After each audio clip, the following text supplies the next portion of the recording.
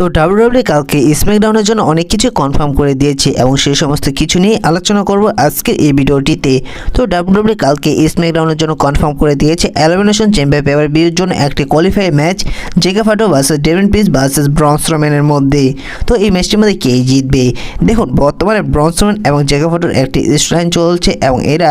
একে অপরকে ভয়ঙ্করভাবে আক্রমণ করতে দেখা যাবে কালকে স্ম্যাকডাউনে, যার কারণে যেটির সুযোগ নিয়ে ডেভিন পিস ব্রন স্ট্রোম্যান এবং জেকা ফাটোকে হারিয়ে তিনি সেই নাম্বার ওয়ান কন্টেন্ডারশিপের ম্যাচটি জিতে যেতে পারে। এমনকি ডাব্লিউডাব্লিউ এও প্ল্যান করছে যে এবার রাসেলমিনিয়াতে ব্রন স্ট্রোম্যান এবং জেকা ফাটোর একটি সিঙ্গেল ম্যাচ অনুষ্ঠিত করছে। তো এবার ব্রন স্ট্রোম্যান এবং জেকা ফাটোর যে স্টোরিলাইন চলছে, কালকে স্ম্যাকডাউন এরা পার্সোনাল ফাইট করবে, যার কারণে যেটা সুযোগ নিয়ে ডেভিন পিস সেই নাম্বার ওয়ান কন্টেন্ডারশিপের ম্যাচটি জিতে যেতে পারে। এবং কালকে স্ম্যাকডাউনের জন্য ডাব্লিউডাব্লিউ ওমেন্সের একটি কোয়ালিফাই ম্যাচ রেখেছে এলিমিনেশন চেম্বার পেপার ভিউর জন্য, সেটি হচ্ছে যে নিউবি ভার্সেস চেলসি গ্রিনের মধ্যে। যেহেতু বর্তমানে Chelsea Green United State champion স্ম্যাকডাউনের, যার কারণে সেই কোয়ালিফাই ম্যাচটিতে তিনি কোনো মতনে নাও জিতে পারে, যার কারণে সে জায়গায় নিয়মে তিনি চেলসি গ্রিনকে হারিয়ে সেই কোয়ালিফাই হয়ে যেতে পারে এলিমিনেশন চেম্বার পেপার ভিউ সেই নাম্বার ওয়ান কন্টেন্ডারশিপের ম্যাচটির জন্য। পরবর্তীতে ডাব্লিউডাব্লিউ কালকে স্ম্যাকডাউনের জন্য কনফার্ম করে দিয়েছে স্ম্যাকডাউন ওমেন চ্যাম্পিয়নশিপের একটি ম্যাচ টিফিনি ভার্সেস নায়া জ্যাকের মধ্যে। তো আপনারা যেমনটা জানেন যে এবার টিফিনি তার মানি ইন দ্য ব্যাংক ক্যাশিং করে নায়া জ্যাকের ওপর তিনিও স্ম্যাকডাউনের ওমেন চ্যাম্পিয়ন হয়েছিল, যার কারণে এখন পর্যন্ত নায়া জ্যাককে আরও একটি সুযোগ দেওয়া হয়নি যে টিফিনিকে হারিয়ে তার টাইটেলটি রিটেন করে নেওয়ার, যার কারণে কালকে স্ম্যাকডাউনে নায়া জ্যাককে আরও একটি সুযোগ দেওয়া হয়েছে টিফিনিকে হারিয়ে তার টাইটেলটি রিটেন করে নেওয়ার, যার কারণে কি কালকে স্ম্যাকডাউনে ডাব্লিউডাব্লিউ কনফার্ম করেছে যে টিফিনি ভার্সেস নায়া জ্যাকের মধ্যে ওমেন্সের একটি সিঙ্গেল ম্যাচ। তাহলে কি সে জায়গায় টিফিনি হেরে যেতে পারে নায়া জ্যাকের কাছে? দেখুন, বর্তমানে টিফিনি তিনি রেসলম্যানিয়ার আগ পর্যন্ত হারতে চলেছে না, কারণ এবার ডাব্লিউডাব্লিউ প্ল্যান করছে টিফিনি ভার্সেস শার্লট ফ্লেয়ার ম্যাচটি রেসলম্যানিয়া অনুষ্ঠিত করতে, যার কারণে কালকে স্ম্যাকডাউনে টিফিনি তিনি নায়া জ্যাককে হারিয়ে তার টাইটেলটি রিটার্ন করে নেবে। তারপর হয়তো সে জায়গায় দেখা যেতে পারে যে শার্লট ফ্লেয়ার এসে তিনি টিফিনিকে আক্রমণ করতে এবং রেসলম্যানিয়া 41-এর জন্য চুজ করতে টিফিনিকে, এবং তাদের ম্যাচটি কনফার্ম হতে পারে রেসলম্যানিয়া 41-এর জন্য, কারণ এবার মানডে নাইট রয়ে শার্লট ফ্লেয়ারকে দেখা যায়নি এবং গত স্ম্যাকডাউনে শার্লট ফ্লেয়ার তিনি বলেছে যে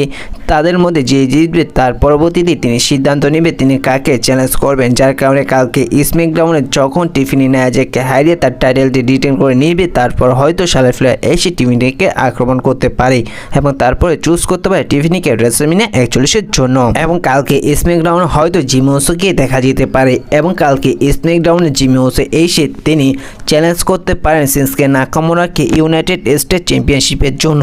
আপনাদের যেমনটা জানিয়েছিলাম যে এবার ডাব্লিউডাব্লিউ যে ওসোর মতনই জিমি উসোকে এবার সিঙ্গেল পোস্ট দিতে চলেছেন এবং এবার জিমি উসোকে একটি সিঙ্গেল টাইটেল দিতে চলেছে, এবং রিপোর্ট থেকে জানা যাচ্ছে এবার ডাব্লিউডাব্লিউ শিনসুকে নাকামুরাকে তার যে টাইটেলটি রয়েছে এলিমিনেশন চেম্বার পেপার ভিউতে ডিপেন্ড করাবে, এবং অনেক রিপোর্ট থেকেই জানা যাচ্ছে যে এবার এলিমিনেশন চেম্বার পেপার ভিউতে হয়তো শিনসুকে নাকামুরা ভার্সেস জিমি উসোর মধ্যে একটি ইউনাইটেড স্টেট চ্যাম্পিয়নশিপের একটি সিঙ্গেল ম্যাচ দেখা যেতে পারে। এবার আলোচনা করা যাক সোলো সিকোয়া এবং কোডি রোডসকে নিয়ে। তো আপনারা গত স্ম্যাকডাউনে যেমনটা দেখেছিলেন যে সোলো সিকোয়া এসে তিনি কোডি রোডসকে ভয়ঙ্কর আক্রমণ করেছে, এবং যার কারণে এইবার অনেকটি কনফার্ম যে এবার এলিমিনেশন চেম্বার পেপার ভিউতে হয়তো সোলো সিকোয়া ভার্সেস কোডি রোডসের ম্যাচটি হতে পারে। কিন্তু এই ম্যাচটি নিয়ে বর্তমানে অনেক দর্শকরা হিট করছে, কারণ ডাব্লিউডাব্লিউ এই ম্যাচটি অনেকবারই করেছে, যার কারণে কিছু রিপোর্ট থেকে এও জানা যাচ্ছে যে এবার সোলো সিকোয়াকে পাঠিয়েছে রক, যার কারণে এইবার রকের অর্ডারে সোলো সিকোয়া এসে কোডি রোডসকে ভয়ঙ্কর আক্রমণ করেছে, এবং এবার এলিমিনেশন চেম্বার পেপার ভিউর আগেই রক এসে কোডি রোডসকে চ্যালেঞ্জ করবেন, এবং এবার এলিমিনেশন চেম্বার পেপার ভিউতে রক ভার্সেস কোডি রোডসের ম্যাচটি দেখা যেতে পারে, যার কারণে কি কালকে স্ম্যাকডাউনে রককে দেখা যেতে পারে। দেখুন, সেই সমস্ত রিপোর্টের উপর যদি ভিত্তি করা যায় তাহলে অনেকটাই সম্ভাবনা রয়েছে যে কালকে স্ম্যাকডাউনে রককে দেখা যেতে পারে। এখন কথা হচ্ছে যে এবার রোমান রেন্সকে